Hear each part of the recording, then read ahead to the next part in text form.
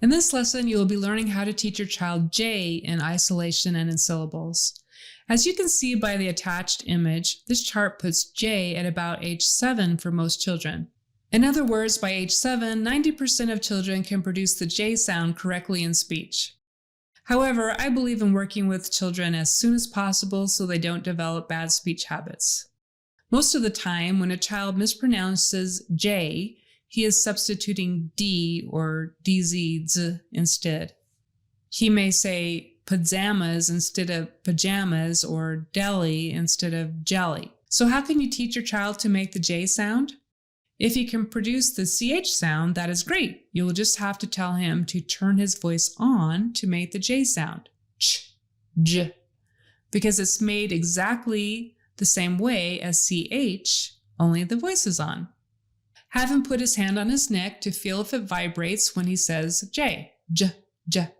If so, then his voice is on. If not, ch, ch, then that's a CH sound. And that's one way you can explain the difference between CH and J. So then you can have him practice trying both types of sounds in words and syllables. If you can't make the CH sound, then you need to get specific about how to produce it. See if he can make the SH sound, and if so, start with that. Tell him to make SH and then push hard with his tongue off the top of his mouth. Sh, J, sh, J. Basically, the J sound is just an SH that you stop by pushing your tongue hard up against the top of your mouth so that only a little bit of air can escape at a time.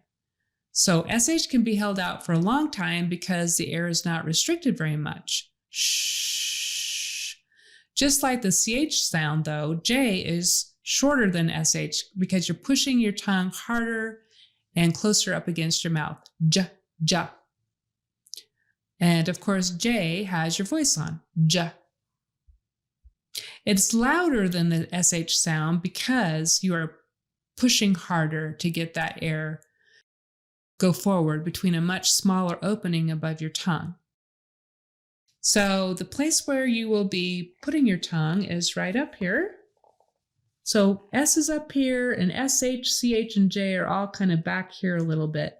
And instead of the tip of the tongue, you'll be using kind of the front top of your tongue. J, J, J. Push hard. So if you don't have a mouth puppet like this, you could use a tongue depressor or something else to kind of show your child where his tongue would go and put the tongue in the right spot. When your child can produce J in isolation with 80% accuracy, you can start on syllables like ja, J, G, Jai, Jo, and Ju. For instance, with the ja syllable, you can start by separating the J and the ah. So you have J, ah, J, ah, ja, ja, until you can say the whole thing together, ja. So make sure your child puts his tongue in the right place, and then make sure he's pushing his tongue hard enough that it doesn't sound like an SH or a J, as in treasure. And try to make it fun and reward your child for any effort to produce the sound correctly. Practice this until you can do that first syllable at least 3 times, and then you can move on to the next syllable, G, and do the same thing. You might find that some syllables will be easier for your child to produce, and that's okay. You can come back to the harder ones later. Move on to as many syllables as you can, trying to get as many correct productions as possible. When your child can produce J syllables correctly 80% of the time, you can move on to initial J in words. From there, continue to work your way through all the J levels as outlined in the How to Teach Your Child Speech course. You got this.